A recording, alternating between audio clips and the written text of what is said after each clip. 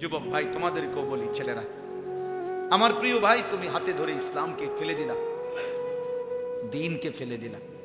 তোমরা জানো না কত বড় শ্রেষ্ঠতম নিয়ামত তোমরা হাতে ইচ্ছা করে ছুঁড়ে ফেলো। তোমরা যারা নিজেদের চুল বেঈমানের মতো রাখছো ভাইয়া, তোমরা ইচ্ছা করে শ্রেষ্ঠতম ধর্ম ইসলামকে প্রত্যাখ্যান করলা। তোমরা যারা এক ওয়াক্ত নামাজ পড়ো না, আমার প্রিয় ভাই, তুমি ইচ্ছা করে নিজের হাতে নিজের সবচেয়ে বড় সফলতাটা ছুঁড়ে ফেলে দিলা, ছুঁড়ে ফেলে দিলা। তুমি জানো না তুমি কি পরিমাণ বোকামি করছো। এই পৃথিবী সবাই ভোগ করে, এই ভাত মাছ চাল ডাল, এই হাসি আনন্দ, এই রং তামাশা সবারই আছে, সবারই আছে। তুমি যদি ভিন নারী দেখে, ছবি দেখে, অশ্লীল দৃশ্য দেখে, অসভ্য নারী দেখে, উলঙ্গ ছবি দেখে মজা পাও, খোদার কসম একজন স্বামী তার পবিত্র হালাল স্ত্রী থেকে তার চাইতে বেশি আরাম পায়, তার চাইতে বেশি আনন্দ পায়। কাজেই হালালের মধ্যেও তো তৃপ্তি আছে, হালালের মধ্যেও তো সুখ আছে, হালালের মধ্যেও তো আনন্দ আছে। তুমি কেন ইচ্ছা করে আল্লাহকে ছেড়ে দিলা, রসুলকে ছেড়ে দিলা, আখিরাতকে ছেড়ে দিলা? চেহারা দেখলেই বোঝা যায় অনেক ছেলে তোমরা নামাজ পড়ো না। বেনামাজি সন্তান চেহারা দেখলেই বোঝা যায়। বেনামাজির চেহারা আর জানোয়ারের চেহারা বরাবর, বেনামাজির চেহারা আর কুত্তার চেহারা বরাবর, বেনামাজি আর কুকুর এক সমান, জানোয়ার একই সমান। ওই জানোয়ারও সেজদা দেয় না, মানুষ নামের এই জানোয়ারও সেজদা দেয় না, বরাবর। এই জন্য কোরআনুল কারীমে আল্লাহ তাআলা স্পষ্ট বলছে সূরা আরাফের মধ্যে, রাগ করার কোনো সুযোগ নেই। কোরআন বলছে, আল্লাহ বলছে ওয়াত্তাবা হাওয়াহু ফামাসালুহু কামাসালিল কালব। মাদ্রাসার যেই কোনো ছাত্ররে জিজ্ঞাসা করো কালব অর্থ কি। কোরআনে আল্লাহ বলছে যে মনের ইচ্ছা মতো চলে, আল্লাহর হুকুম রাসূলের হুকুমের তোয়াক্কা করে না, খোদার কসম আল্লাহ বলছে ফামাসালুহু, তার দৃষ্টান্ত কামাসালিল কালব, কুত্তার মতো। বলেন কালব অর্থ কি? কুকুর কি না বলেন না? এই জন্য প্রিয় নওজোয়ান, নিজের পরিচয় মিলায় না, নিজের পরিচয় নিজে মিলায় না। কত সেলফি তো উঠাও, বেনামাজি তোমরা যারা, তোমরা কুত্তার লগেও একটা সেলফি উঠাইও, একটা ছবি কুত্তার লগে উঠাইয়া একসাথে দিও, যে দেখেন পৃথিবীবাসী আমরা দুই জানোয়ারকে কেমন লাগে। পৃথিবীবাসী কমেন্টস করে জানাবে দুই জানোয়ারকে একই রকম লাগে। দুই ঠ্যাংওয়ালা এই জানোয়ারও সেজদা দেয় না, চার ঠ্যাংওয়ালা ওই জানোয়ারও সেজদা দেয় না। হ্যাঁ, কাকে ছেড়ে দিলাম, কাকে ধরল, কাকে ধরল? এক ইহুদিকে পছন্দ হলো, এক খ্রিস্টানকে পছন্দ হলো, এক সিনেমার নায়ককে পছন্দ হলো, এক ফুটবলের খেলোয়াড়কে পছন্দ হলো, এক ক্রিকেটের খেলোয়াড়কে পছন্দ হলো, এক সর্বশ্রেষ্ঠ রসূলকে পছন্দ হলো। ওফো, এর চাইতে বড় লানত, এর চাইতে বড় অভিশাপ বেটা তোর জীবনে আর কিচ্ছু হইতে পারে না। তোর ওই জিন্দেগি ব্যর্থ জিন্দেগি বেটা, তোর ওই জীবন অভিশাপ বেটা, লানত তোর জীবনের উপরে বেটা, লানত তোর জিন্দেগির উপর। কেন যেই ছেলে নামাজ পড়ো না, তোর উপরে আল্লাহর লানত, লানত তোর উপরে বেটা, খোদার লানত তোর উপরে। কেন সেজদা দিবি না নাফরমান? তোর মালিক তোরে বানায় নাই, তোর মালিক তোরে খাওয়ায় না, তোর মালিক তোরে পড়ায় না, সেজদা দিবি না কেন? বেঈমান মানুষ না কুত্তা? বলো নিজেরে বেটা। কোরআনুল কারীমের মধ্যে আছে, ওই ঈমানদার বলছে ওমা লিয়া লা আ'বুদুল্লাযী ফাতারানি, সূরা ইয়াসিনে আছে না এটা? ওই ঈমানদার ব্যক্তি বলছে আমি আল্লাহর ইবাদত কেন করব না যিনি আমাকে সৃষ্টি করেছেন। পুরা জাতি জিজ্ঞাসা করেছে আমাদের সমস্ত লোক এর বিপরীতে, তুমি কেন ঈমান আনলা আল্লাহর প্রতি, তুমি কেন আল্লাহকে সেজদা করো? তো কোরআন শরীফে আছে সূরা ইয়াসিনে, ওই ঈমানদার ব্যক্তি একজন, পুরা জাতি তখন মুশরিক, তখন সে একাই বলছে ওমালি আলা আ'বুদুল্লাযী ফাতারানি, হে আমার জাতি, যিনি আমাকে সৃষ্টি করেছেন আমি তার ইবাদত কেন করব না, তাকে সেজদা দেব না কেন, তার গোলামি করব না কেন? কি কারণ থাকতে পারে ওই আল্লাহকে কেন সেজদা দেব না? ওয়া ইলাইহি তুরজাউন। বাহ, ওই ঈমানদার বলছে শুধু সৃষ্টি করেছেন এমন না, বলেছেন হে আমার জাতি শুনো, সকলকেই তো আমাদের সেই আল্লাহর কাছেই ফিরে যেতে হবে। তা একে তো তিনি সৃষ্টি করেও যদি ছেড়ে দিতেন, তাইলে তো একটা কথা ছিল যে বানাইয়া ছেড়ে দিছে, আর খবরও নাই, আর নিতও না। আমার মতে আমি খাইয়া টাইয়া পেশাব পায়খানা করে একসময় মইরা সিত্তিয়া কি করে গেলাম, মাটির সাথে মিশে গেলাম, হারায়ে গেলাম, হাড্ডি মাংস গোশত রক্ত সব শেষ।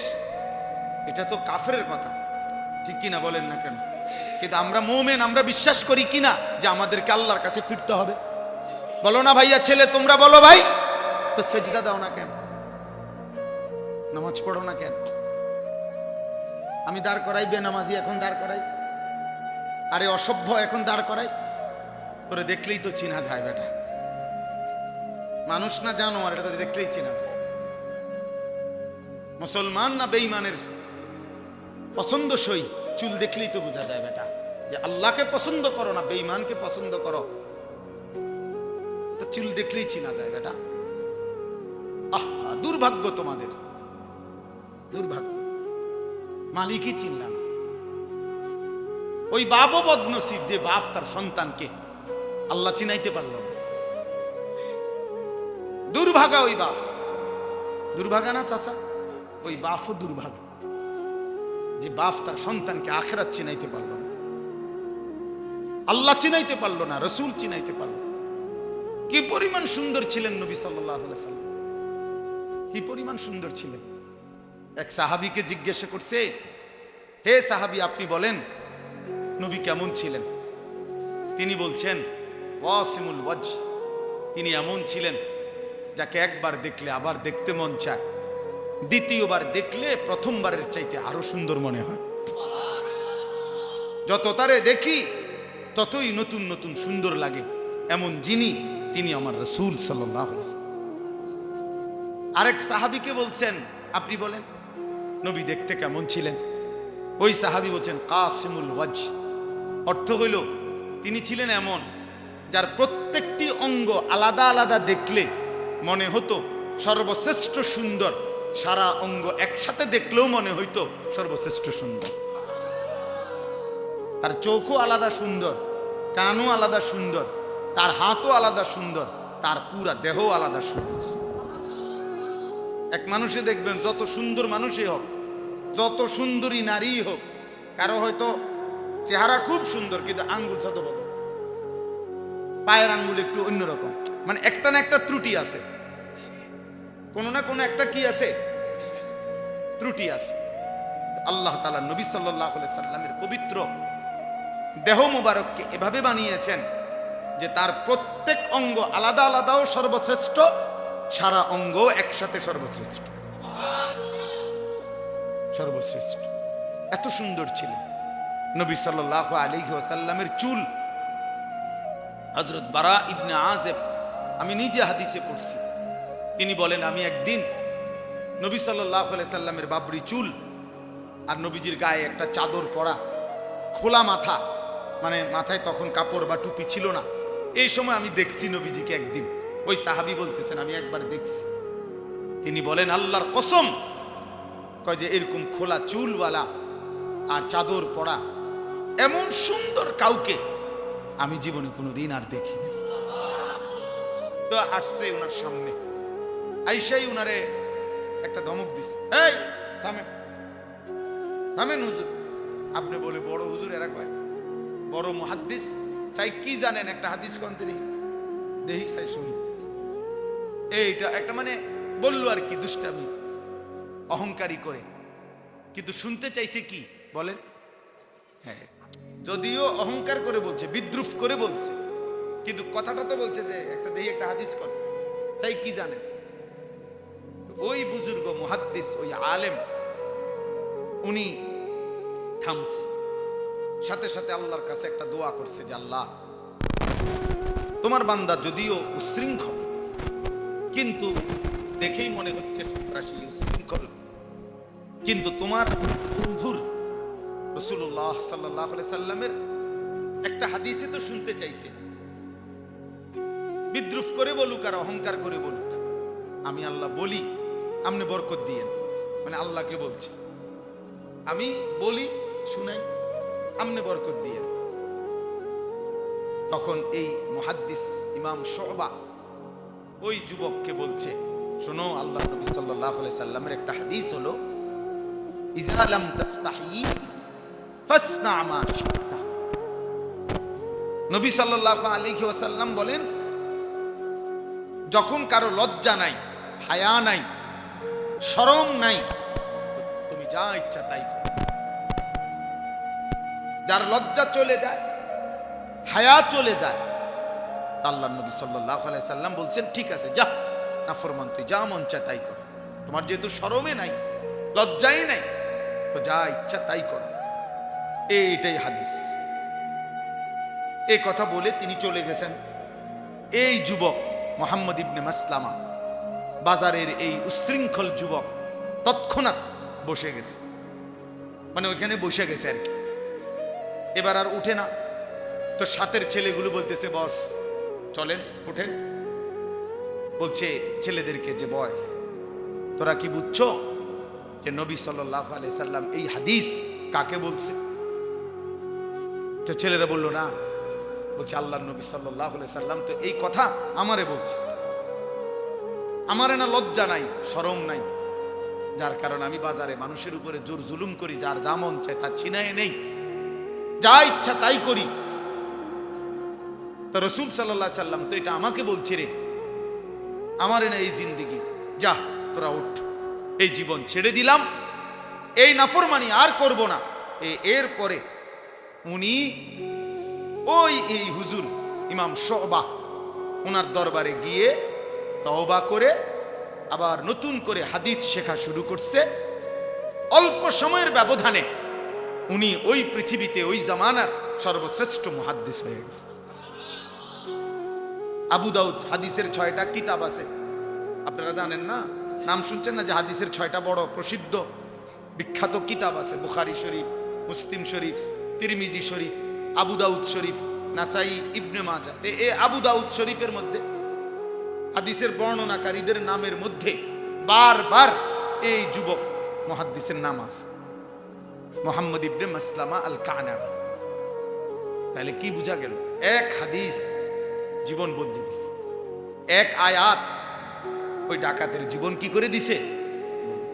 এই জন্য মনোযোগ দিলে এক কথায়ও আল্লাহ নবী সাল্লাল্লাহু আলাইহি সাল্লামের অথবা কোরআনের জীবন পাল্টায় যাইতে পারে। এই জন্য সবাই মিলে মনোযোগ দিলে বরকত হবে। এবার আমার দ্বিতীয় কথা হলো, তোমরা যে কয়জন ছেলের হাতে মোবাইল, এগুলো সব নামাও। একজন ছেলেও আর হাতে মোবাইল ধরে ভিডিও বা রেকর্ড করা যাবে না, আমি নিষেধ করলাম। এই ছেলে নামাও, নামাও। আর যার পছন্দ হয় না তুমি বাইরে যাও। আমার কথা যদি মানতে কষ্ট হয় উঠে চলে যাও ভাইয়া, ঘুমাইলে ভালো। রাত হইছে অনেক, ঘুমায় গেলে কোনো সমস্যা নাই। ঘুমানো কোনো অপরাধ না, ঘুমানো কোনো কবিরা গুনাও না, তুমি ঘুমায় যাও। কিন্তু আল্লাহর রাস্তার একটা ছেলেও দয়া করে মোবাইল হাতে নিবা। আমি অনুরোধ করলাম, অনুমতিও দিলাম, চলে গেলে আমার কোনো আপত্তি নেই। আমি কোনো ভোটে দাঁড়াইছি না যে ভাইয়া আমার কোনো জনসমর্থন দরকার, আমার কোনো মার্কা দিয়ে আসছি না, আমি ইলেকশনের ওয়ার্কিং করতেছি না, ভোটে দাঁড়াইবার ইচ্ছাও নেই, কাজে আমার এই মানসিকতাও নেই। আমার আল্লাহর কথা বলা দরকার।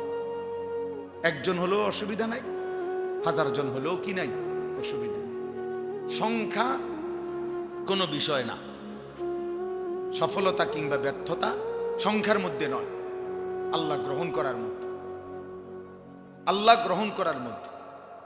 কোরআনুল কারীমের মধ্যে আছে সূরা ইয়াসিনের মধ্যে 3 জন রাসূল। সূরা ইয়াসিনে একটা ঘটনা আছে, ওয়াদরিব লাহুম মাসালান আসহাবাল কারইয়া ইদ জাআহাল মুরসালুন। এইখানে একটা ঘটনা আছে। এই ঘটনা হলো এই যে 3 জন রাসূল আমাদের নবীর আগে আল্লাহ প্রেরণ করেছেন একটি এলাকায়। একটি এলাকার মানুষকে 3 জন রাসূল দিন রাত আল্লাহর দ্বীনের দাওয়াত দিছে, কালেমার দাওয়াত দিছে।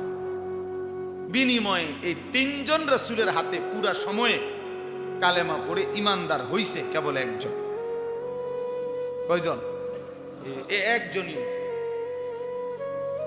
ইমানদার হইছে, সির্ফ একজন। ওয়াজা মিন আকসাল মাদিনাতে রাজুলুন, একজন লোক। তাইলে বলেন 3 জন রাসূলের দিন রাত আল্লাহর দিকে দাওয়াতের বিনিময়ে ঈমানওয়ালা হইল একজন। তাহলে এটা কি ওনাদের ব্যর্থতা?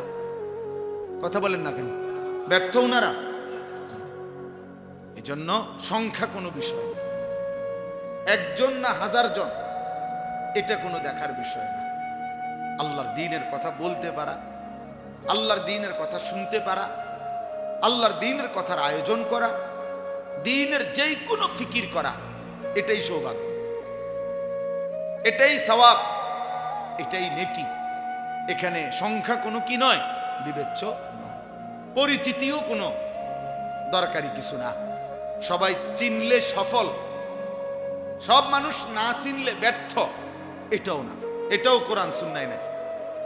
বুঝেন নাই কথাটা? যেমন মনে করেন কোরআনুল কারীম, এটা এই কোরআনে পুরা কোরআন শরীফে নবী এবং রাসূলের নাম আছে 25 জন। 25 জন নবী এবং রাসূলের নাম কোরআনে আছে। কতজন? তো এখন আপনারা বলেন যে নবী রাসূল মোট কি 25 জন? তো 1,24,000 নবী এবং রাসূল, এই বর্ণনাটাও যদি ধরা হয় কেমন? তো তাইলে 25 জনের অতিরিক্ত যাদের নাম নাই কোরআনে, ওনারা ব্যর্থ। তো ওনার নাম তো আমরা জানলাম না। পৃথিবীর কোন কিতাবে 10,000 নবীর নাম নেই, 5,000 নবীর নাম নেই, 2,000 নবীর নাম নেই, কোথাও নাই, কেউ জানে না। তো ওনাদের নাম যে কেউ জানে না, কারণ ওনারা কি ব্যর্থ? তো তাইলে সবাই চিনতে হইব, এটা কি জরুরি? মালিক চিনলেই। কোরআনুল কারীমের মধ্যে পুরা কোরআনে সাহাবীর নাম আছে শুধু একজন। কয়জন? সির্ফ একজন সাহাবীর নাম আছে কোরআন, ওনার নাম হলো যায়েদ। ওই সাহাবীর নাম নবী সাল্লাল্লাহু আলাইহি সাল্লামের পালক পুত্র ছিলেন যায়েদ ইবনে হারেসা। এই যায়েদ ফালাম্মা কাদা যাইদুম মিনহা ওয়াতারান, সূরা আহজাবের মধ্যে আছে। এই একজন সাহাবীর নামে আছে কোরআন শরীফ। তো আবু বকরের নামও নাই, ওমরের নামও নাই, ওসমানের নামও নাই, আলীর নামও নাই, হাসান হুসাইনের নামও কোরআনে নাই। তো ওনারা ব্যর্থ? কথা বলেন না? তাই তো সাহাবী শুধু একজন, নবীজির সাহাবী একজন, তো কোরআন শরীফে শুধু একজনের নাম। এই জন্য দিন বড় জিনিস, ইসলাম বড়। আমার আল্লাহর কাছে গ্রহণযোগ্য হওয়া, আল্লাহ পাক খুশি হওয়া আমাদের সবার জন্য বড় পাওয়া। এটা আল্লাহর সন্তুষ্টি। ওয়া রিদওয়ানুম মিনাল্লাহি আকবার। কোরআনুল কারীমে আছে আল্লাহ তাআলা বলেন ওয়া রিদওয়ানুম মিনাল্লাহ, আল্লাহর পক্ষ থেকে যে সন্তুষ্টি আকবার, সেটাই হচ্ছে সবচেয়ে বড়। আল্লাহ খুশি হলেন, আল্লাহ গ্রহণ করলেন, আল্লাহ নিলেন, তো এটাই বড় পাওয়া। যদি আমাদের আখিরাত বুঝে আসে। হ্যাঁ, যদি মনে করি আমার জীবনের চাওয়া পাওয়া কেবল দুনিয়া, তাইলে ভিন্ন বিষয়। দুনিয়াতে আমি পদ পাবো, পদবি পাবো, সুনাম হবে, সুখ্যাতি হবে, মিছিল হবে, স্লোগান হবে, মানুষ চিনবে, হ্যাঁ, সবার কাছে পরিচিত হব, তাইলে দুনিয়াই চাইলাম। আল্লাহকে যদি কেউ চায়, আখিরাতকে কেউ যদি চায়, নবী সাল্লাল্লাহু আলাইহি সাল্লামকে কেউ যদি চায়, তাহলে খোদার কসম তাকে আখিরাতের জন্যই অপেক্ষা করতে হবে। কোরআন শরীফে আছে নবীজি সাল্লাল্লাহু আলাইহি সাল্লামের বিবিদেরকে আল্লাহ তাআলা বলছে নবীর স্ত্রীদেরকে একটা প্রসঙ্গে আল্লাহ তাআলা বলছে সরাসরি, ওয়া ইন কুনতুন্না তুরিদিনাল্লাহ ওয়া রাসূলাহু ওয়াদ দারাল আখিরা। আল্লাহ বলছে, হে নবীর বিবিরা, তোমরা যদি আল্লাহকে পেতে চাও, রসুলকে পেতে চাও, তোমরা যদি আখিরাতের ঘর জান্নাত পেতে চাও, তো ফাইন্নাল্লাহা আ'আদ্দা লিল মুহসিনাতি মিনকুন্না আজরান আযীমা। তাহলে আল্লাহ সমস্ত নেককার নারীদের জন্যই আখিরাতেই সর্বোত্তম বিনিময় জান্নাত প্রস্তুত করে রেখেছেন। আখিরাত থেকে নিতে হবে, আখিরাত থেকে নিতে হবে, আখিরাত থেকে নিতে হবে। হযরত ওমর রাদিয়াল্লাহু তাআলা আনহু, আমরা সবাই নাম জানি কিনা, আজ-জুহাদু মিআতুন, একটা আরবি কিতাব আছে, ওই কিতাবে আমি পড়ছি। হযরত ওমর রাদিয়াল্লাহু তাআলা আনহু একদিন নবীজি সাল্লাল্লাহু আলাইহি ওয়াসাল্লামের ঘরে, হুজরায়, কামরায় গেলেন নবীজির সাথে সাক্ষাতের জন্য। ঘরের মধ্যে যাইতে পারতেন ওমর, কেন? নবী সাল্লাল্লাহু আলাইহি সাল্লামের একজন স্ত্রী ছিল, ওমরের মেয়ে হাফসা রাদিয়াল্লাহু তাআলা আনহা। তো উনি ওমরের মেয়ে, এই হিসাবে ওই মেয়ের মাধ্যমে তিনি কথা বলে ঘরে যাইতে পারতেন, মানে হুজরার ভিতরেও কি করতেন, যাইতে পারতেন, যেহেতু নবীজির স্ত্রী ওনার মেয়ে। তো ওমর রাদিয়াল্লাহু তাআলা আনহু গেলেন নবীজির কামরায়, গিয়া দেখছেন আল্লাহ নবী সাল্লাল্লাহু আলাইহি ওয়াসাল্লাম শুয়ে আছেন। হযরত ওমর তাকাইলেন, এই নবীজির ঘরটায়, কামরাটায় চারটা জিনিস শুধু দেখছে তখন। এক নাম্বার, একটা চাটাই, আমরা চাটাই তো বুঝেন না, হোগলা চাটাই, তো ওইখানে স্পষ্ট আছে হাদিসে। ওমর রাদিয়াল্লাহু তাআলা দেখলেন যে চাটাইয়ের উপরে কোনো বিছানার চাদর বা কিছুই নাই, শুধু চাটাইয়ের উপরে নবীজির শোয়া। ওয়াকাদ আসসারা আলা জামবি, চাটাইয়ের দাগ, নবীজির পবিত্র দেহ মোবারকের মধ্যে দাগ দাগ লাগে গেছে। এলো এক। দুই, একটা ছোট্ট বালিশ মাথার মধ্যে দেখলেন, এটা হলো খেজুরের ছাল দিয়ে বানানো, ভিতরে খেজুরের ছাল ভরা এই ছোট্ট বালিশ। তিন, পায়ের কাছে কিছু ছাতু, ছাতু তো মুরব্বীরা ছিলেন আগে, যে আটার মতো, হ্যাঁ, গুলাইয়া, পানি দিয়া গুলাইয়া খাইতো, যে আপনারা কি বলেন, হাতু, ছাতু, এই এগুলো, যেগুলো শুধু কেবল পানি দিয়া গুলাইয়া খাবে, এতটুকু খাবারটা এটাই, না কোনো তরকারি আছে, না কোনো গোশত আছে, না কোনো মাছ আছে, না কোনো ভাত আছে, কিচ্ছু নাই, শুধুই ছাতু, এইটুকু খাবারের। কয়টা হলো? তিনটা। চার নাম্বার হলো মাথার উপরে দেখছেন একটা চামড়া, একটা শুকানো চামড়া ঝুলানো, কোনো একটা বকরির চামড়া। কেন সেটা? সেটার মধ্যে বিছায়া নামাজ পড়বেন। এই চারটা জিনিস, একটা চাটাই, একটা খেজুরের ছাল ভর্তি বালিশ, কিছু ছাতু যা পানি দিয়ে মিশিয়ে খাবেন, আর একটা চামড়া ঝুলানো যেটা দিয়ে নামাজ পড়েন মুসল্লার মতো। হযরত ওমর রাদিয়াল্লাহু তাআলা আনহু হাদিসে আছে প্রচন্ডভাবে কাঁইদা উঠছেন, চোখের পানি ফেলতেছিলেন। আল্লাহর নবী সাল্লাল্লাহু আলাইহি ওয়াসাল্লাম বললেন, মা ইয়াবকিকা ইয়া ওমর, হায় ওমর, কে তোমারে কাঁদালো, কাঁদতেছো কেন? তখন হযরত ওমর রাদিয়াল্লাহু তাআলা আনহু নবী সাল্লাল্লাহু আলাইহি সাল্লামকে বললেন, লিমা লা আবকি ইয়া রাসূলুল্লাহ, হে আল্লাহর নবী, আমি কাঁদবো না কেন?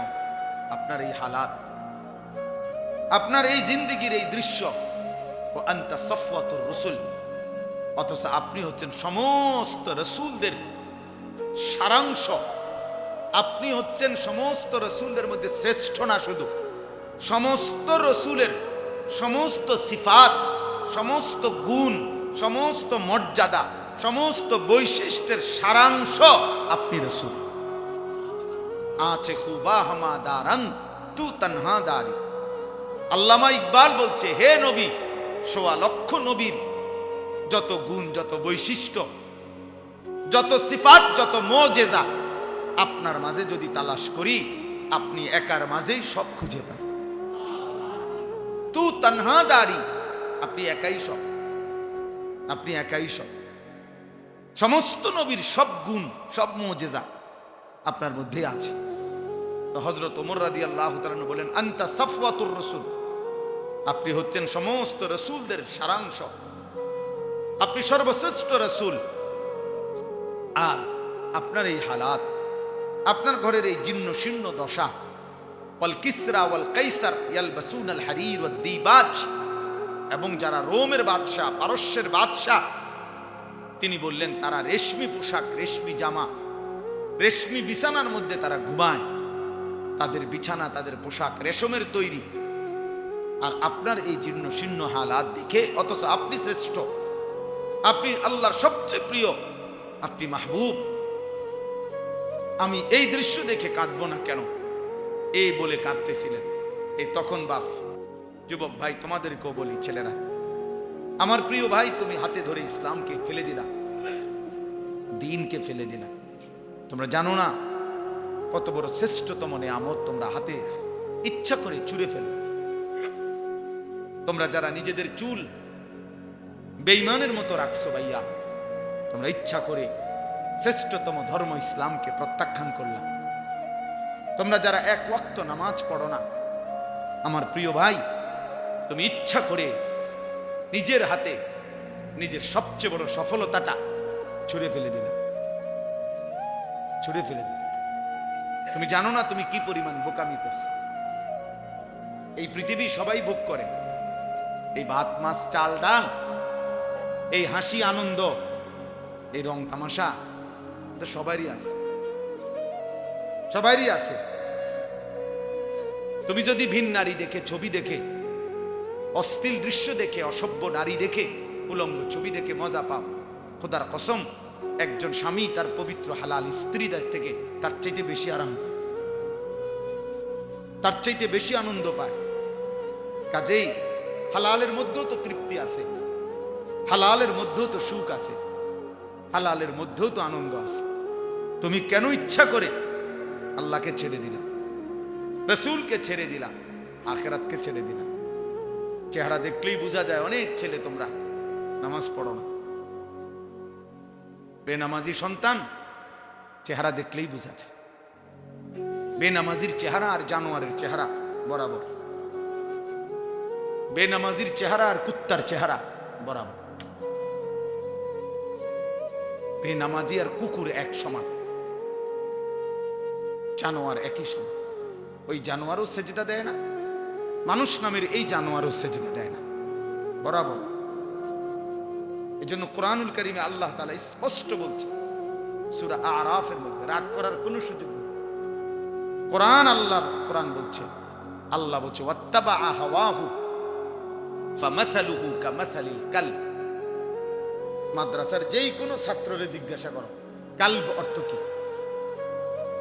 কোরআনে আল্লাহ বলছে যে মনের ইচ্ছা মতো চলে, আল্লাহর হুকুম রাসূলের হুকুমের তোয়াক্কা করে না, খোদার কসম আল্লাহ বলছে ফামাসালুহু, তার দৃষ্টান্ত কামাসালিল কালব, কুত্তার মতো। বলেন কালব অর্থ কি? কুকুর কিনা বলেন না? এই জন্য প্রিয় নওজোয়ান, নিজের পরিচয় মিলায় নিন, নিজের পরিচয় নিজে মিলায় নিন। কত সেলফি তো উঠাও, বেনামাজি তোমরা যারা, তোমরা কুত্তার লগেও একটা সেলফি উঠাইও, একটা ছবি কুত্তার লগে উঠাইয়া একসাথে দিও, যে দেখেন পৃথিবীবাসী আমরা দুই জানোয়ারকে কেমন লাগে। পৃথিবীবাসী কমেন্টস করে জানাবে দুই জানোয়ারকে একই রকম লাগে। দুই ঠ্যাংওয়ালা এই জানোয়ারও সেজদা দেয় না, চার ঠ্যাংওয়ালা ওই জানোয়ারও সেজদা দেয়। কাকে ছেড়ে দিলা? কাকে ধরল? কাকে ধরল?